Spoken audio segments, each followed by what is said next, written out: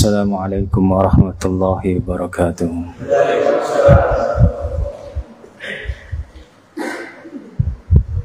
Innal hamdalillah nahmaduhu wa nasta'inuhu wa nastaghfiruh wa nastahdi wa natubu ilayhi wa na'udzu billahi min shururi anfusina wa min sayyiati a'malina. من يهده الله فلا مضل له ومن يضلل فلا هادي له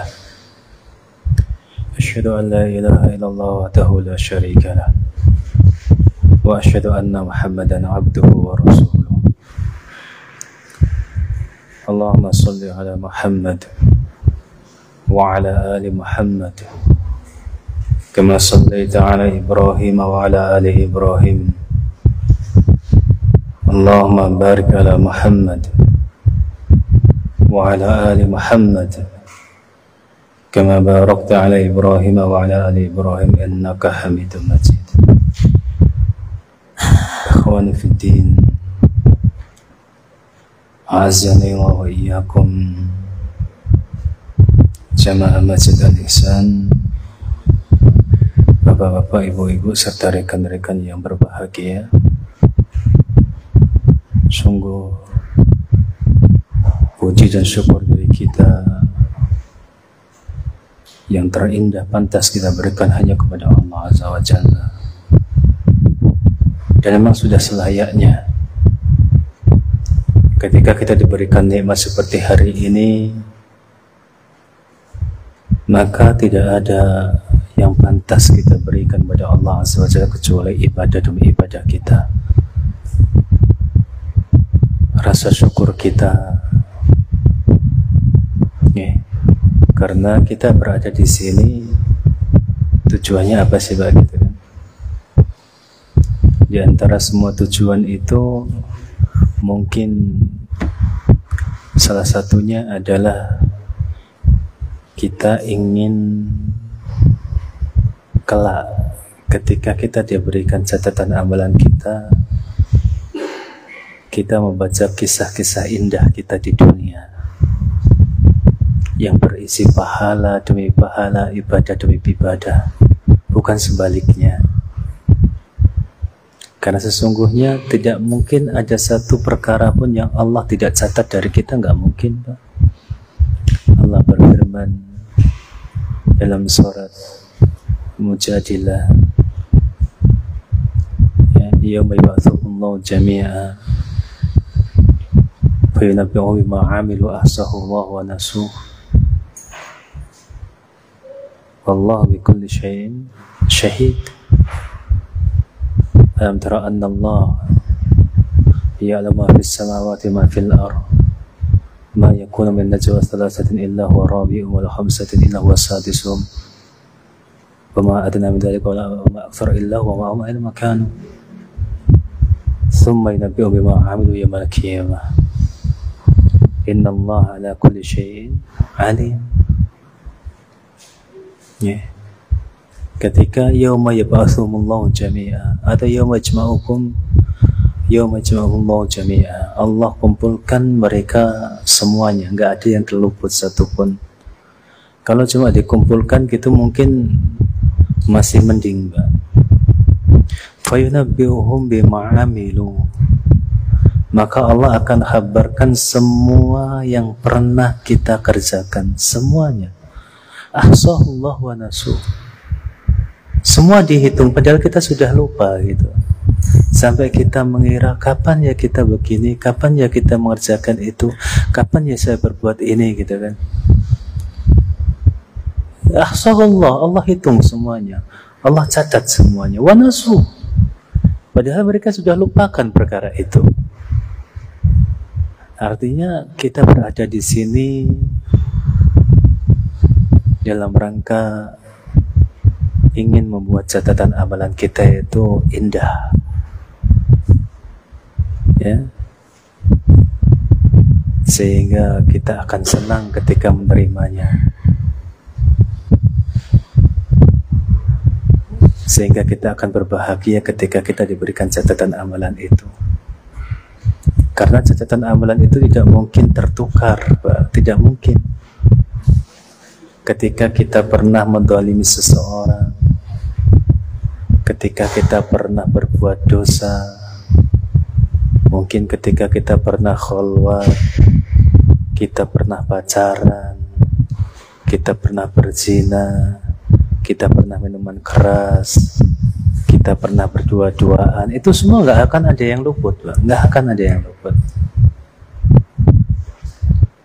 Dan bahayanya ketika kita termasuk yang disebut oleh Nabi kita yang mulia SAW, ketika suatu ketika Rasulullah bertanya kepada para sahabatnya, atadruna manal muflis, apakah kalian tahu siapa orang yang rugi? Maka para sahabat mengatakan, al-muflisu fina man la dirhamana wa la dinar. Yang orang yang rugi, yang bangkrut, Rasulullah bertanya, tahukah kalian siapa orang yang bangkrut tersebut? Maka para sahabat mengatakan, orang yang bangkrut kalau menurut kami adalah orang yang tidak memiliki dinar atau dirham, gitu.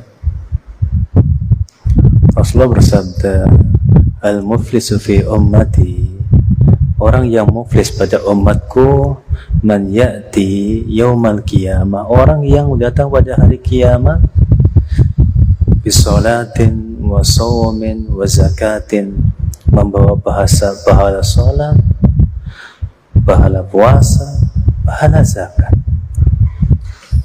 Wa ya'ti wa qad syatama hada wa qadafa hada wa syafaka dama hada wa akhadha mala hada wa daraba hada. Akan tapi bersamaan dengan salatnya tadi, bersamaan dengan zakatnya tadi, bersamaan dengan puasanya tadi, dosanya suka jalan, gitu loh. Dosanya jalan. Maka dosa itu, kalau dosa yang berkaitan dengan Allah Azza wa Jalla, mungkin Allah bisa langsung ampuni karena ala masyiatillah. Akan tapi ketika dosa itu berkaitan dengan orang lain, waqad ya'ti waqad syatama hada, dia datang membawa pahala salat tapi pernah berbuat buruk kepada seseorang, mencaci, menghardik, mencela. Wa qadha, pernah memfitnah fulan, menggunjing fulan, dan menjelek-jelekan si fulan. Wa syafaka dama hada, pernah menyakiti sampai berkucuran darahnya, bahkan sampai membunuh. Wa akhadha mala hada, kemudian pernah mengambil hartanya, baik berupa harta, berupa tanaman, berupa tanah, berupa baju, dan lain sebagainya. Wa qad daraba ya'ti wa qad daraba hada, dan dia datang pernah memukul si fulan. Maka apa? Allah Maha Adil, Pak. Gak mungkin orang yang pernah menyakiti seseorang Allah biarkan. Ya. Fa'utiya min hasanatihi ala hada, maka kebaikan orang tersebut yang pahala sholatnya, pahala sedekah, pahala puasanya tadi diambil. Fa'utiya ala hada, maka diberikan fulan, pahala tadi diberikan fulan lagi, pahala yang tadi diberikan fulan lagi, hatta faniyat hasanatuh, sampai habis hasanatnya. Min qabli ay yuqdama alaih, padahal belum selesai orang yang masih meminta pertanggungjawaban orang tersebut. Pahalanya sudah habis, yang ngantri minta tanggung jawab masih banyak. Maka apa?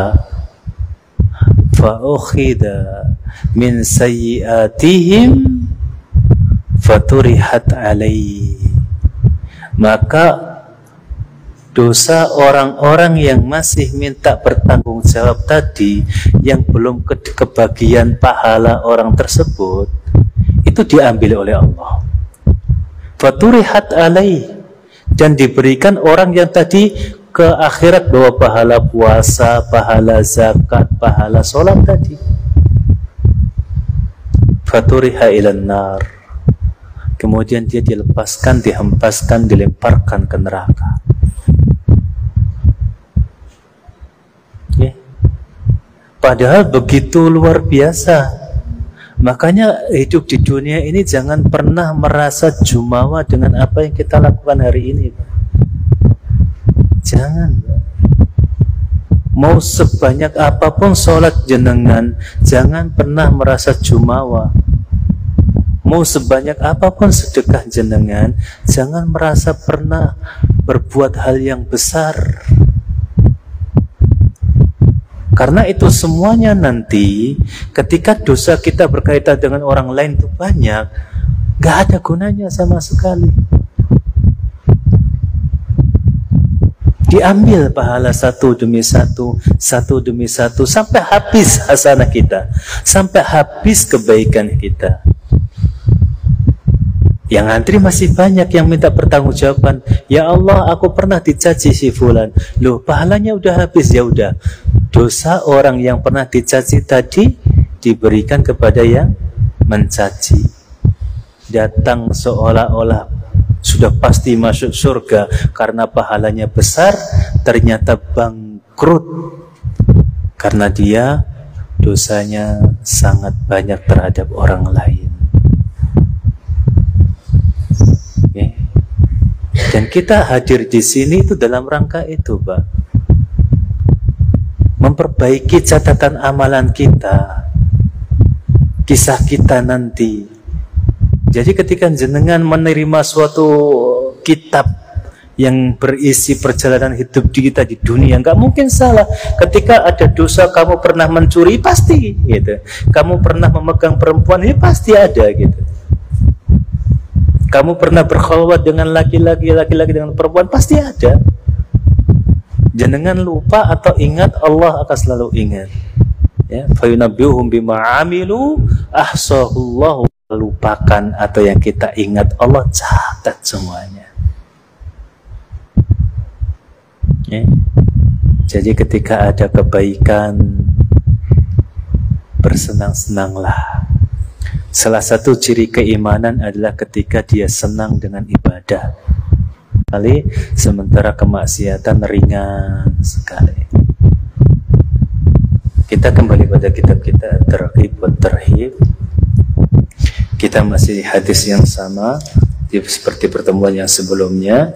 Hadis dari Abi Hurairah radhiyallahu anhu, qala Rasulullah sallallahu alaihi wasallam, man nafasa an muslimin atau an mu'minin qurbatan min qurabid dunya, naffasallahu anhu qurbatan min qurabi yaumil qiyamah.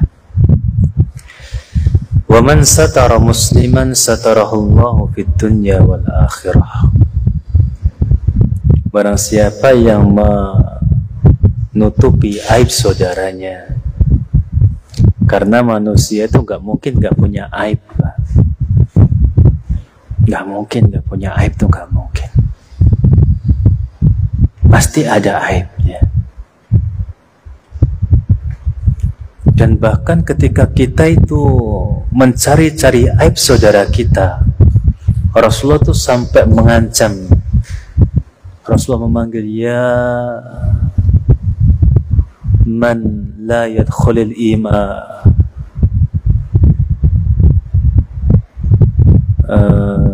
ya ma'syara man amana bilisanih walam yadkhulul iman fil qalbi. Ya ma'syara man amana bilisanih walam yadkhulul iman fi qalbi. Siapa, wahai orang-orang yang iman itu baru sebatas di lisannya, iman itu belum sampai ke hatinya. La tu'udu muslimin, jangan kalian menyakiti orang-orang muslim. Ya ma'syara man amana bilisani walam yadkhulil iman fi qalbi, walam yadkhulil iman fi qalbi. Wahai orang-orang yang imannya, orang-orang yang demikian, orang-orang yang nanti disebutkan oleh Nabi kita yang mulia sallallahu alaihi wasallam adalah orang-orang yang imannya baru di lisan, belum sampai pada hatinya. Makanya Rasulullah memanggil, ya ma'syara man amana bilisani wa lam yadkhulil imanu fi qalbihi. Wahai orang-orang yang imannya baru di lisan, belum sampai ke hatinya, la tu'dul muslimin, jangan pernah kau menyakiti orang muslim yang lainnya. Maka orang-orang yang gemar menyakiti saudaranya sama muslim, imannya baru sebatas di lisan. Ingat, orang yang suka mencaci orang lain, menyakiti orang lain, orang yang suka menyiksa orang lain, baik dengan perbuatannya, dengan perkataannya, dengan strateginya, dengan apa mauan, yang itu menyakiti kaum muslimin, maka imannya baru sebatas lisan. Padahal yang terakhir diangkat dari neraka adalah man kana fi qalbihi misqal dzarratin minal iman. Iman itu enggak sampai ke hatinya. Padahal yang terakhir diangkat oleh Nabi kita yang mulia, yang diperintahkan oleh Allah Azza wa Jalla melalui syafaatul uzma, syafaat yang agung, yang besar, adalah orang yang memiliki keimanan sebiji sawi dalam hatinya. Dan orang-orang yang demikian itu imannya baru sampai ke lisan, belum sampai ke hati. Orang yang gemar menyakiti saudaranya sesama muslim, la tu'tul muslimin wa la tattabi'u auratahum, dan jangan suka mencari-cari aib mereka. Jangan suka mencari-cari kebodohan mereka. Jangan suka mencari-cari keburukan mereka. Jangan suka mencari-cari kesalahan mereka.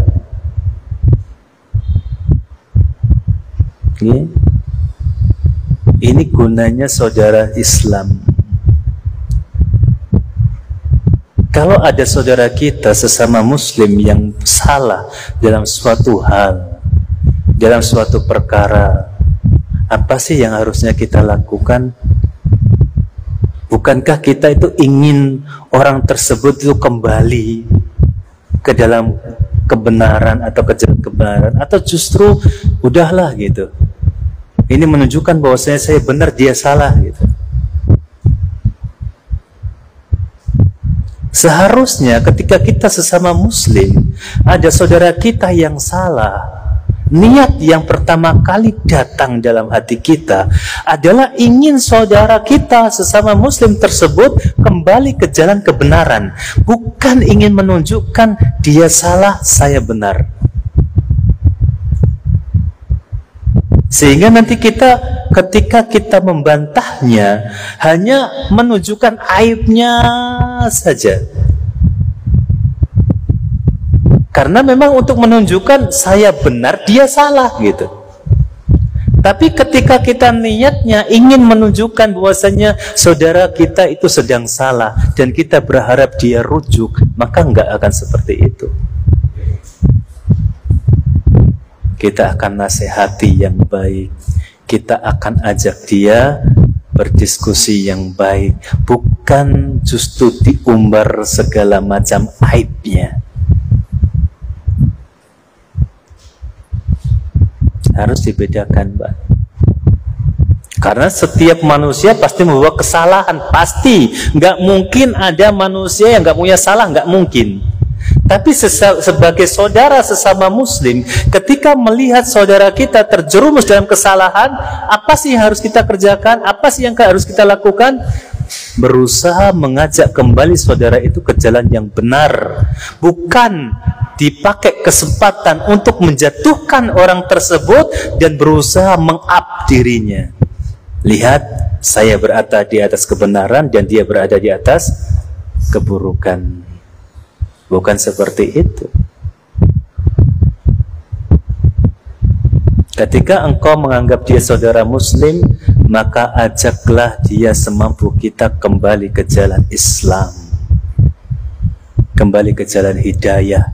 Bukan hanya dipakai untuk saling benar, saling salah, saling unggul, saling kalah, dan lain sebagainya.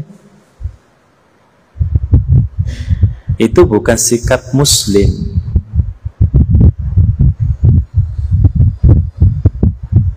Karena suatu saat dia pasti salah gitu. Dan ketika dia salah, nggak mau kan, justru kemudian jenengan di semua aib jenengan dipaparkan, kemudian dijatuhkan sejatuh-jatuhnya, nggak mau kan? Inginnya ketika kita salah orang-orang ngerti, namanya manusia punya salah. Tapi kenapa kepada orang lain kok nggak punya pikiran seperti itu gitu loh?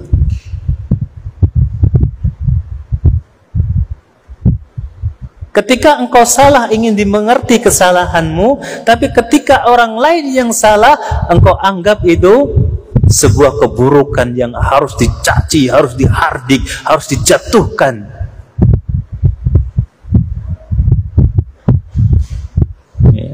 La tattabi'u awratal muslimin. Jangan pernah mencari-cari keburukan seorang muslim. Nasihat ini untuk semuanya, umum. Wa man tatabba auratal muslimin tataba Allahu auratahu. Dan siapa saja yang mencari-cari kesalahan kaum muslimin, siapa saja engkau suka mencari-cari kesalahan orang lain, mungkin yang engkau cari-cari kesalahannya diam, tidak membalas. Mungkin yang engkau berusaha permalukan tidak membalas sedikit pun, tapi Allah yang akan membalas. Tataba Allahu auratah. Allah yang akan mencari-cari kesalahan dia.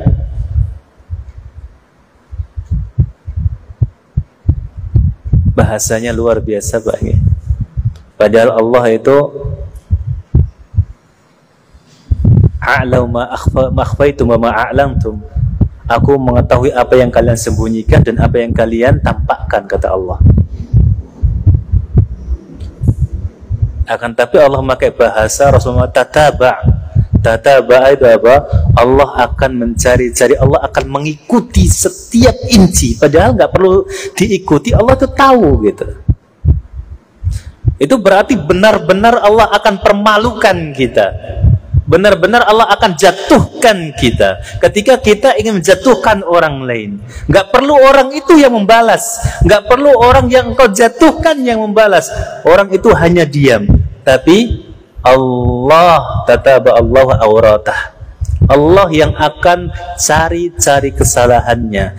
Wa man tataba Allah auratahu yafdah alaih walau kana fi jawfi baitihi. Dan siapa saja yang Allah cari kesalahannya, Allah akan buat malu dia padahal dia sedang di rumah. Allah akan buat malu di hadapan orang banyak. Allah akan paparkan semua kesalahannya di hadapan orang banyak. Allah akan bongkar siapa dia di hadapan orang banyak, padahal dia sedang di rumah. Walau kana fi baiti jauh fi baiti, di rumahnya yang paling tersembunyi, Allah tahu sedang apa sih di rumahnya gitu. Dan itu akan dibongkar oleh Allah Azza wa Jalla.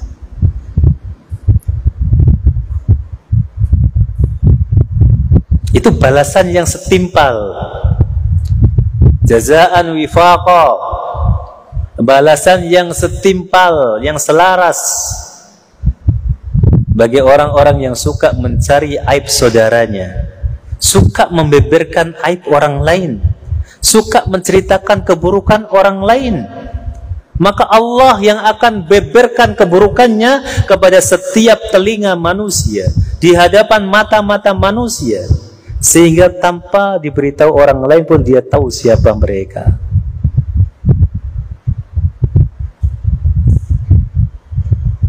Bukankah selama ini hidup kita itu diisi mencari nama baik,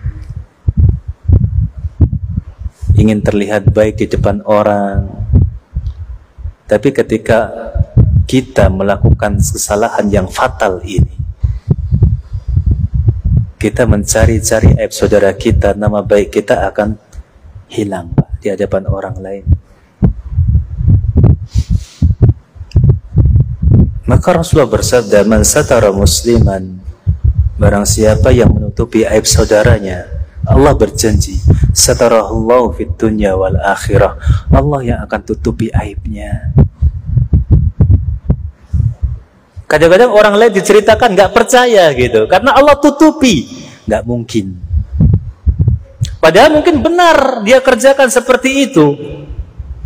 Tapi karena Allah yang berusaha menutupi aib orang tersebut, nggak ada yang percaya ucapan kita, sekalipun kita ingin beberkan aibnya. Dan itu cepat hilang, menguap begitu saja. Karena Allah sengaja tutupi aib kita di dunia.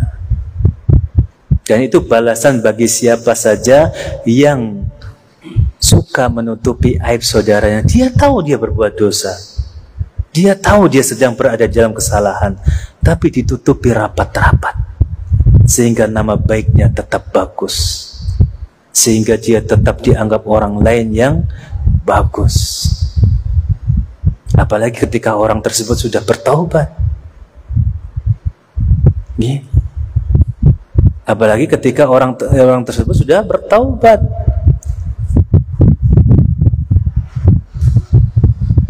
Ibnu Qayyim mengatakan ya dalam kitabnya, barang siapa yang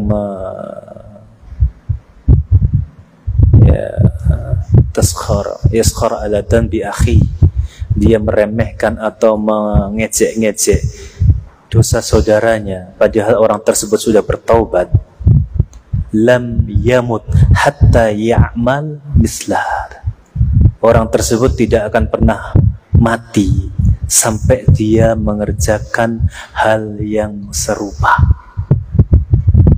Katakanlah orang itu sudah pernah minum minuman keras, sudah bertobat, tapi masih diejek, pemabuk, suka minuman keras, pemabuk, suka minuman keras, dan lain sebagainya.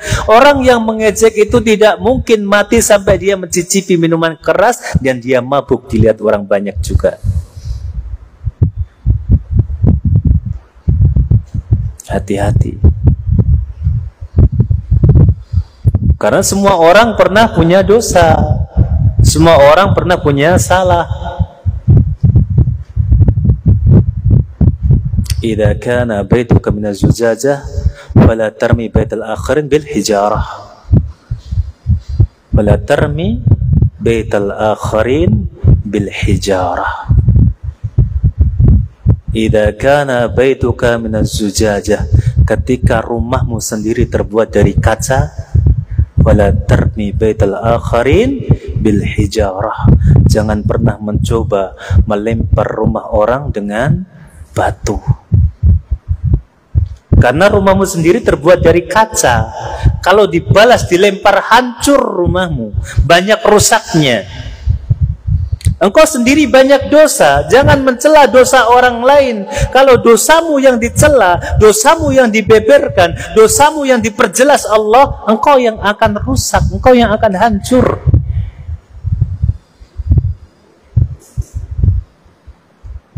Engkau sendiri banyak dosa. Jangan suka mencela dosa orang lain. Doakan mereka taubat. Doakan mereka bertaubat.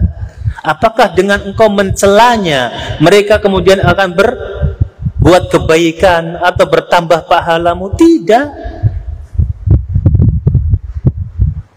Apakah engkau dengan mencela orang yang berbuat dosa engkau akan bertambah pahala? Tidak.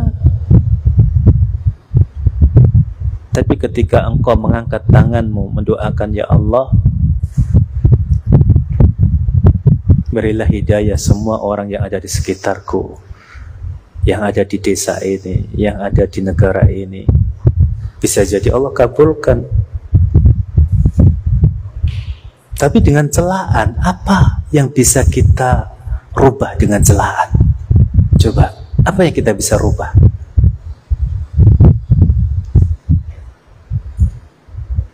Dengan mencela orang tersebut, apa yang kita bisa rubah? Gak ada. Justru orang yang kita harapkan kembali kepada kebenaran, dia semakin menjauh. Karena ternyata lisan kita lebih tajam daripada orang yang tidak pernah belajar. Lisan kita lebih tajam daripada orang yang tidak pernah menuntut ilmu. Bayangkan perbandingan antara Nabi kita yang mulia SAW yang berilmu dengan para sahabat yang baru belajar. Ketika ada orang yang salah, yang buang hajat di masjid, semuanya ingin berhadir, semuanya ingin melimpahkan kemarahan terhadap orang tersebut. Tapi sosok yang berilmu itu beda, Pak. Dauh. Biarkan dia. Biarkan dulu. Itu lisan orang yang berilmu. Nabi kita yang mulia sallallahu alaihi wasallam, suatu ketika ada sahabat yang bersin, kemudian alhamdulillah dijawab yarhamukallah, kemudian dijawab lagi yahdikumullah, sehingga orang-orang itu melihat dia semuanya. Apa salah saya gitu kan? Sedang sholat. Tapi lisan Nabi kita yang mulia, inna hadis sholat la taslah bihi illa tasbih, takbir. Di dalam sholat itu nggak boleh ucapan yang lain-lain kecuali subhanallah, kecuali takbir Allahu Akbar gitu. Dengan mencela, apakah orang itu akan mengerti apa yang kita berikan dari ilmu yang kita miliki? Nggak akan mengerti.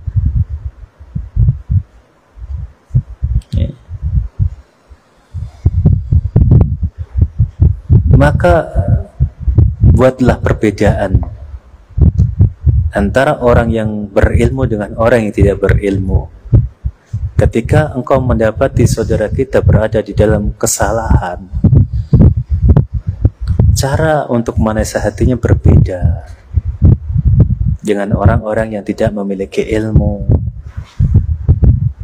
Kalau orang awam langsung ngomong blak-blak-blak, iya wajar. Ketika engkau ahli ilmu, pakai cara ahli ilmu. Ya. Terlebih lagi ketika itu aib, dosa kepada Allah Azza wa Jalla, maka tutupi aibnya. Tutupi aibnya. Berbeda dengan dosa itu berkaitan dengan orang lain ya Pak ya. Kalau dosa itu berkaitan dengan orang lain dan jenengan dimintain saksi, ya jangan ditutupi, ngomong apa adanya. Tapi ketika dosa itu berkaitan dengan orang lain, umpamanya jenengan melihat saudara kita, ya dia itu sudah ngaji, sudah itu tiba-tiba melakukan sebuah perbuatan dosa, katakanlah mungkin berada di tempat kemaksiatan. Kan kita nggak tahu sedang apa di sana. Tutupi aibnya. Atau mungkin melakukan perbuatan dosa yang berkaitan dengan Allah Azza wa Jalla, bukan dosa dengan orang lain. Tutupi aibnya. Kalau mau ngomong berdua, dinasihati. Kalau enggak ya sudah tutupi. Cukup engkau tahu gitu saja. Semoga Allah memberikan hidayah orang tersebut gitu. Wa man yassara ala mu'sir yassarallahu alaihi fid dunya wal akhirah. Dan barang siapa yang memudahkan orang yang kesusahan, memudahkan orang yang kesusahan, yassarallahu alaihi fid dunya wal akhirah, Allah akan mudahkan urusannya di dunia dan akhirat. Orang kesusahan tuh banyak Pak ya. Kesusahan tuh banyak sekali. Dan kesusahan itu bukan semata-mata karena uang, bukan. Jadi ketika kita ada seseorang kesusahan, kita berikan solusi, Allah kelak akan berikan solusi bagi kita di dunia dan akhirat. Ada orang yang kesulitan, katakanlah di jalan kesulitan, sedang motornya mogok atau mobilnya mogok dan lain sebagainya. Engkau ada kesempatan untuk menolongnya, Allah akan mudahkan jalanmu di dunia dan akhirat. Ini janji Rasulullah SAW, dan ini sudah di ACC oleh Allah Azza wa Jalla. Nggak mungkin Rasulullah itu ngomong sendiri, nggak mungkin, Pak. Tapi catatan, Pak, ya, ketika ada hadis, ketika ada ayat yang memberikan balasan semacam ini, jangan jadikan hadis tersebut atau ayat tersebut atau balasan tersebut tujuan kita dalam beribadah. Jangan. Jadi jenengan menolong orang supaya ditolong nanti. Jangan. Ini hanya kabar gembira. Ini busyra. Tapi ketika engkau menolong, cukup karena Allah Azza wa Jalla, dan serahkan sisanya pada Allah Azza wa Jalla. Allah nggak mungkin mengingkari janji, nggak mungkin. Jangan jadikan tujuan aku nolong orang biar nanti ditolong. Bisa jadi malah tujuan jenengan salah, nggak sampai. Aku sedekah supaya kaya, bisa jadi jenengan salah sedekahnya. Benar dikasih kaya tapi sedekahnya nggak dapat apa-apa. Aku mau umroh biar kaya, biar sehat. Jangan. Semua ibadah tujukan kepada Allah, dan semua busyra, kabar gembira, baik dalam Al-Quran atau hadis, Allah nggak mungkin mengingkari janjinya satu pun, nggak mungkin, Pak. Percaya, nggak usah engkau tujukan itu, Allah sudah akan kasih nanti. Jadi jangan pernah ketika jenengan beramal, ada orang kesusahan, tak bantu biar nanti saya kalau kesusahan ada yang bantu. Bisa jadi malah nggak ada yang bantu. Karena niatnya jenengan bukan karena Allah, karena pengen dibantu. Makanya para ulama mencela kepada siapa saja ketika memberikan bantuan terus minta doa. Ngasih uang 10.000, Mbah tolong doakan saya ya. Itu dicela para ulama. Gak dapat apa-apa sedekahnya karena udah dapat doa, balasannya udah doa. Tapi ketika jenengan ngasih 10.000, orang itu doa sendiri, nah itu yang baru bagus.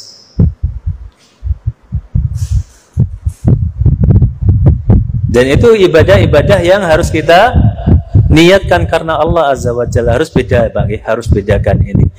Benar, terkadang Allah memberikan kabar gembira, barang siapa yang beramal demikian akan mendapatkan demikian, barang siapa yang melakukan ini akan mendapatkan ini, barang siapa yang ini akan mendapatkan ini. Yakin, Pak, ketika engkau mengajarkan itu, Allah nggak akan lupa, Allah nggak mungkin mengingkari janjinya. Jangan dijadikan tujuan hasilnya itu, jangan. Cukup kerjakan karena Allah Azza wa Jalla, dan serahkan janji Allah, Allah yang akan menepatinya. Jangan jadikan tujuan sholat duha biar kaya, sholat duha biar murah rezeki. Duhanya nggak dapat apa-apa karena tujuannya untuk dunia. Kalau memang ada hadis dari Nabi Muhammad SAW untuk orang yang sholat duha dimurahkan rezekinya, percaya Allah akan murahkan tanpa engkau memintanya. Jadi tujukan duhanya untuk Allah saja. Jangan dikotori dengan urusan dunia. Kok kayak nggak percaya sama janji Allah gitu loh, Pak. Ketika Allah sudah berkata demikian, Nabi sudah menjelaskan demikian, pasti gak mungkin diingkari. Jadi cukup kerjakan lillahi ta'ala.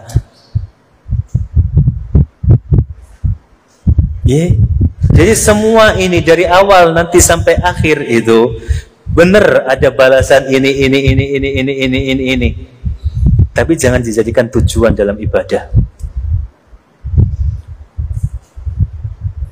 Cukup ketika kita memudahkan orang lain, percaya karena Allah, percaya karena ada hari akhir yang semua akan dibalas buruk, baik dibalas baik. Makanya sering Nabi itu berkata, "Man kana yu'minu billahi wal yaumil akhir." Barang siapa yang percaya kepada Allah dan hari akhir. Karena kita itu ketika beramal disuruh demikian, Pak. Oke lah jenengan dapatkan balasan dunia, itu jangan dijadikan alasan. Jangan dijadikan tujuan. Karena Allah nggak mungkin mengingkari janji.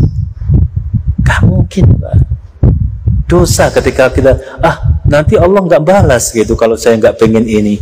Gitu. Dosa kita, Pak. Menuduh Allah itu, innallaha la yukhliful mi'ad. Allah itu nggak mungkin mengingkari janji-janjinya. Apa yang sudah dijanjikan nggak mungkin. Man yassara ala mu'sir, dan barang siapa yang memudahkan orang-orang yang kesusahan, yassarallahu alaihi fid dunya wal akhirah. Allah akan mudahkan hidupnya di dunia dan akhirat. Memudahkan orang lain, dan ini umum loh Pak, luas ini itu. Jangan cuma dipersempit, hanya yang satu golongan saja yang dimudahkan. Di situ nggak ada ya Pak, di situ nggak ada man yassara ala kelompok fulan gitu kan, tariqah fulan, ta'ifah fulan, atau manhaj fulan. Enggak, mu'sir umum, bahkan enggak ada alif lamnya. Mu'sir nakirah.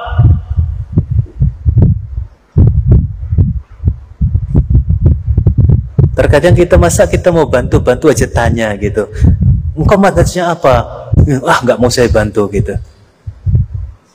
Dan ini perkara-perkara yang luar biasa Pak. Ketika ada orang yang menolong kita harus tanya dulu gitu kan. Ada orang kesusahan, ditanya dulu, engkau manhajnya apa? Aku ikhwani. Jangan, jauh. Aku hanya mau ditolong yang sama-sama salafi. Ya, mati juga biarin Pak gitu.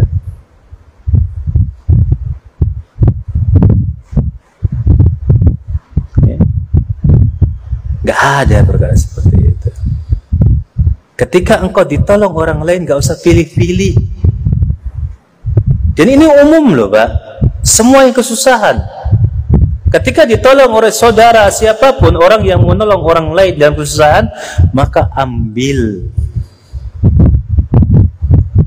Dan ketika kita juga menolong orang lain, jangan pilih-pilih gitu Pak.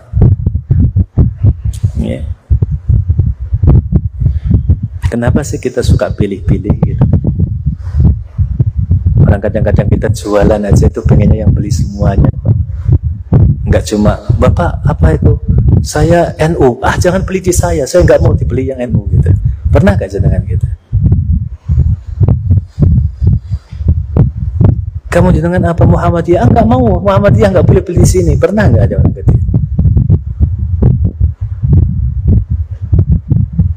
Siapapun yang kesusahan, siapapun yang kepayahan, maka untuk membantunya nggak usah tanya-tanya apapun, bantu. Rasulullah mengatakan, man yassara ala mu'sirin nakirah, umum. Dan Allah akan balas sama, yassarallahu lahu fid dunya wal akhirah. Allah akan mudahkan urusannya. Yassarallahu alaih pakai ala itu biasanya untuk sesuatu yang lisyara alaih, untuk keburukan yang menimpanya.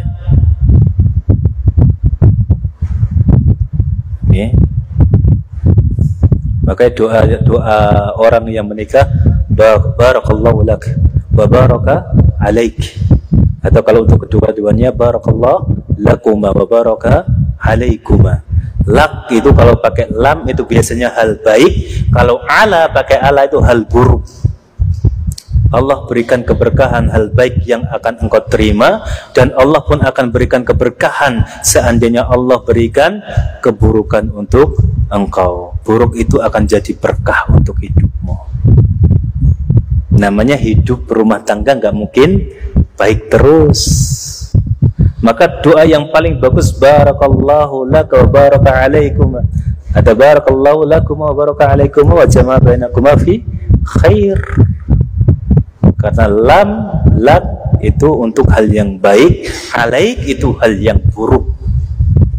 Yassarallahu alaihi, Allah akan mudahkan semua hal-hal buruk yang menimpanya. Fit dunya wal akhirah, di dunia dan akhirat. Di dunia dan akhirat. Ya, makanya saya di awal hadis ini saya bilang, jadikan hadis ini sebagai pedoman hidup, Pak. Niscaya engkau akan beruntung hidup di dunia. Karena Allah mengatakan, wallahu fi aunil abdi ma kana abdu fi auni akhihi. Allah akan senantiasa menolong siapapun hambanya yang mau menolong hamba yang lainnya. Dia mau menolong saudara yang lainnya. Wallahu fi aunil abdi ma kana al-abdu fi auni akhihi. Allah akan senantiasa menolong seseorang yang mau menolong saudaranya. Dan kita itu saudara, Pak. Makanya kan Rasulullah itu pernah diperlihatkan sosok Jibril, sosok Nabi Adam. Ada seperti apa, di sebelah kanannya ada manusia kecil-kecil banyak, sebelah kirinya manusia kecil-kecil banyak. Ketika melihat sebelah kanan, wajahnya gembira. Ketika melihat wajah kiri, sebelah kiri, wajahnya bersedih. Sebelah kanan adalah anak keturunannya yang masuk surga. Sebelah kiri anak keturunannya yang masuk neraka. Maka luar biasa Nabi Adam itu. Sedih itu bukan main, karena semua kita itu cucu, anak Nabi Adam. Antara yang membunuh, yang dibunuh sama-sama anaknya. Antara yang mencaci, yang dicaci sama-sama anaknya. Antara yang dijahati dengan yang menjahati sama-sama anaknya. Bayangkan, Pak, ketika jenengan punya dua anak, yang dipateni anak jenengan, yang mateni anak jenengan. Dan itu yang dirasakan Nabi Adam. Makanya ketika melihat ini gembira, ketika melihat ke sini sedih. Ketika ada yang korupsi anaknya, yang dikorupsi anaknya juga. Ketika ada yang merampok anaknya, yang dirampok anaknya juga, gitu Nabi Adam. Gitu. Bagaimana coba? Wallahu fi aunil abdi ma kana al-abdu fi auni akhihi. Allah akan senantiasa menolong siapapun hambanya ketika hamba tersebut mau menolong saudaranya yang lain. Subhanakallah bihamdika asyhadu an la ilaha illa anta astaghfiruka wa atubu ilaik. Assalamualaikum warahmatullahi wabarakatuh.